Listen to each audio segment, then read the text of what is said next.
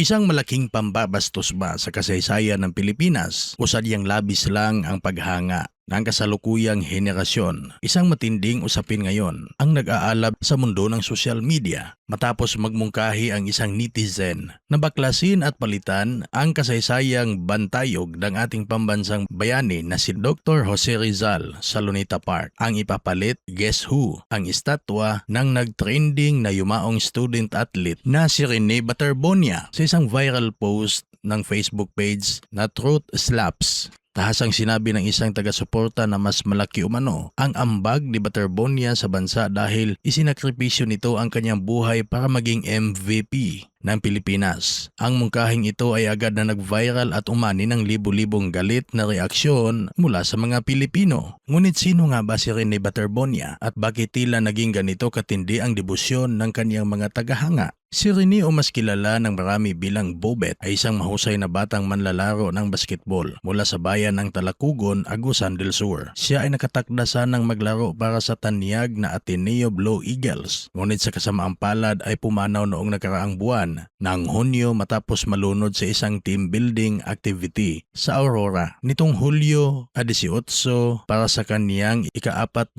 araw ng pagpanaw, nag-viral ang isang hyper-realistic at life-size na eskultura na ipinatayo sa kanyang mismong puntod. Ang estatwa na binuo pa gamit ang mga donasyong buhok ng kanyang mga fans upang maging mukhang totoong tao ay naging sentro ng atensyon sa internet. Ngunit habang marami ang nakikiramay, tila sumubra naman ang pananaw ng ilang individual. Para sa mga historiador at sa nakararaming mamamayan, isang malaking kalapastangan ang ikumpara ang isang batang atleta sa naging sakripisyo ni Dr. Jose Rizal. Paalala ng publiko, si Rizal ay binaril sa Bagong Bayan hindi para sa isang laro, kundi para sa kalayaan ng buong lahing Pilipino mula sa pananakop ng mga dayuhan. Ayon sa mga kritiko, bagamat nakikiramay ang bansa sa pamilya ng pumanaw na basketbolista, ang ideya na ipalit ang kanyang estatwa sa pambansang bantayog ay nagpapakita ng nakababahalang kakulangan sa kaalaman sa kasaysayan.